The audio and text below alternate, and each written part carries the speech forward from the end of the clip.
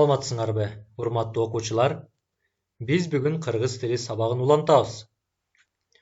Өзүңөргө белгилүү болгондой, биз мындан алдыңкы сабактарыбызда кызматчы сөздөр жана алардын түрлөрү боюнча бир канча жолу сөз кылганбыз. Андай болсо, кызматчы сөздөргө эмнелер кирерин дагы бир ирет эсибизге түшүрүп алсак. Кызматчы сөздөргө жандоочтор, байламталар, бөлүкчөлөр жана модаль сөздөр кирет. Бүгүн болсо биз силер менен биргеликте модаль сөздөр боюнча сөз кылабыз. Андай болсо, бүгүнкү сабагыбыздын максаттары менен таанышып алсак. Бүгүнкү сабакта силер модаль сөздөр жөнүндө түшүнүккө ээ болосуңар.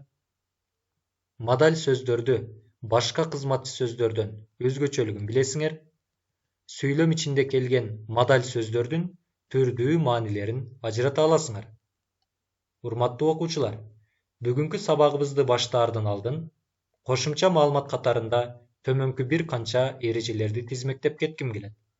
Албетте, бул эрежелерге баш ийүү бүгүнкү сабагыбыздын силер үчүн дагы да болсо жемиштүү болуусуна алып келет. Андыктан биз бүгүнкү сабак менен таанышып жатып, мугалим тараптан айтылып жаткан маалыматтарды кунт коюп угабыз.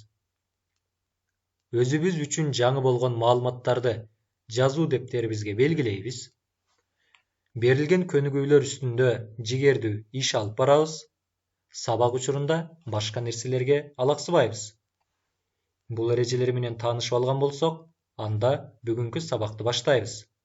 Кымбаттуу окуучулар, алгач модаль сөз деген эмне? Дал ушул суроого жооп бере кетели. Сүйлөм тизмегинде туруп, айтылуучу ойдун чындыкка карата болгон ар түрдүү мамилесин сүйлөөчүнүн көз карашына ылайык билдирген кызматчы сөздөр модаль сөздөр деп аталат. Модаль сөздөр көбүнчө айтылуучу ойду ырастоо, кубаттоо, бекемдөө, күнөм саноо, болжолдоо, ишенбөө, тактоо маанисинде колдонулат. Модаль сөздөргө төмөнкү сөздөр кирет.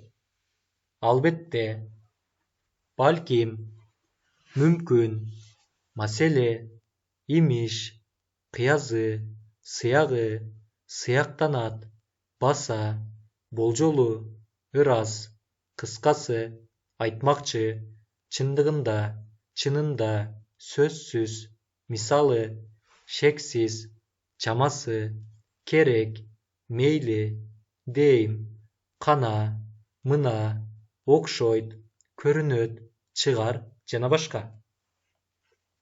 Урматтуу окуучулар, кызматчы сөздөрдүн ичинен жандооч менен байламталар сөз менен сөздү, сүйлөм менен сүйлөмдү бири-бирине байланыштыруу кызматын аткарса, бөлүкчө сөз же сүйлөмдөргө кошумча маани киргизүү үчүн колдонулат.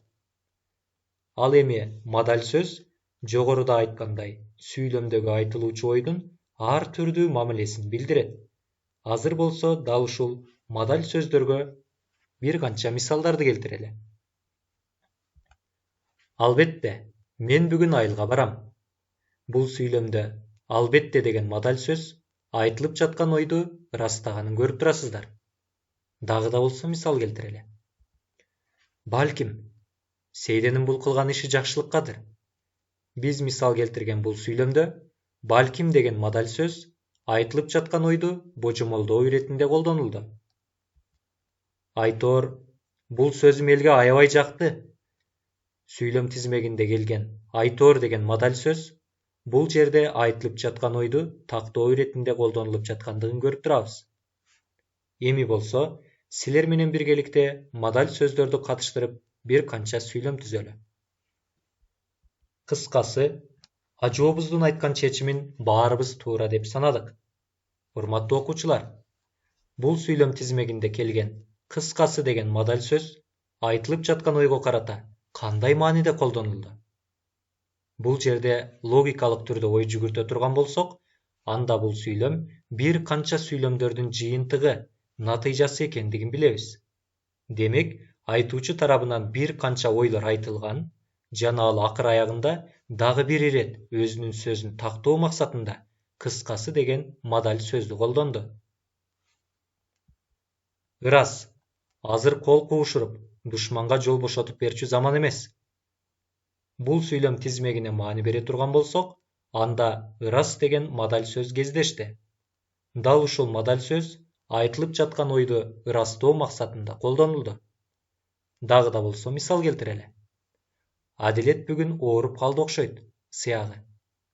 Бул сүйлөмдө айтылып жаткан ой адилеттин ооруп калгандыгын анык, так эмес, тескерисинче божомолдоо түрүндө билдирүүдө. Урматтуу окуучулар, бүгүнкү сабагыбыз силер үчүн дагы да болсо түшүнүктүү болуусу үчүн машыгуу жумуштарын аткаралы. Силер төмөнкү 3 сүрөткө тиешелүү болгон сүйлөм тизмектерин көрүп турасыңар. А бирок бул сүйлөмдөр толук түрдө жазылган эмес. Эми болсо силер менен биргеликте калтырылган түз сызыктардын ордуна тиешелүү болгон мадаль сөздөрдү алып келебиз. Биринчи сүйлөмгө көңүл буруңуздар. Жокчулук адамзаттын ырысын кесет. Сүйлөм аягында биз кайсы мадаль сөздү алып келсек, анда бул сүйлөм мааниси жагынан толукталат. Албетте, бул жерде өңдөнөт жана туура деген мадаль сөздөрдү колдонсок болот. Эгерде өңдөнөт десек, анда ойду божомолдоо түрүндө, туура десек, ойду тактоо маанисинде колдонулат. Андай болсо, экинчи сүйлөмгө көңүл бурабыз. Зергерлер азыр борбордон да табылбайт. Бул жерге кайсыл мадаль сөз туура келет? Көп чекиттин ордуна кыязы, сыягы, имиш деген бир канча мадаль сөздөрдү колдонсок болот. Булардын баары айтылып жаткан ойго карата божомолдоо, күмөн саноо маанисинде колдонулду. Үчүнчү сүйлөмгө келе турган болсок, бул сүйлөмгө да адаттагыдай эле өңдөнөт, көрүнөт деген мадаль сөздөрдү колдонсок болот. Кымбаттуу окуучулар, бүгүнкү сабагыбызды жыйынтыктап жатып, төмөндөгүдөй тыянакка келебиз. Бүгүнкү сабакта биз мадаль сөздөр жөнүндө түшүнүккө ээ болдук. Мадаль сөздөрдү башка кызматчы сөздөрдөн айырмалап билдик. Сүйлөм ичинде келген мадаль сөздөрдүн түрдүү маанилерин ажырата алдык. Андай болсо, силер үчүн үй тапшырмасын берели. Силердин көз алдыңарда төмөнкү 5 сүйлөм турат. Сүйлөмдө калтырылган көп чекиттердин ордуна мааниси жагынан туура келген мадаль сөздөрдү койгула. Эмне үчүн дал ошол мадаль сөздү пайдаланганыңарды түшүндүрүп бергиле. Кан Кошойдун айтканы туура чыгар. Бул оюмду айтуу үчүн көпкө ойлондум. Бала жылмайганда апасы да жылмаят. Кыяздын келерине 3 күн калды окшойт. Ал бүгүн көпкө кармалат го. Маани берсеңиздер, биринчи жана экинчи сүйлөмдүн башында мадаль сөз келүүсү керек.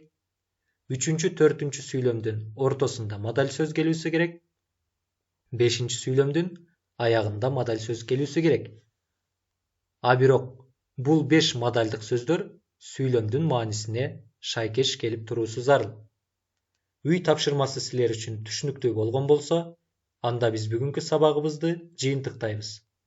Сабакка катышкан ар бириңиздерге терең ыраазычылык билдирүү менен кийинки сабактардан амандашканча саламатта калыңыздар демекчибиз.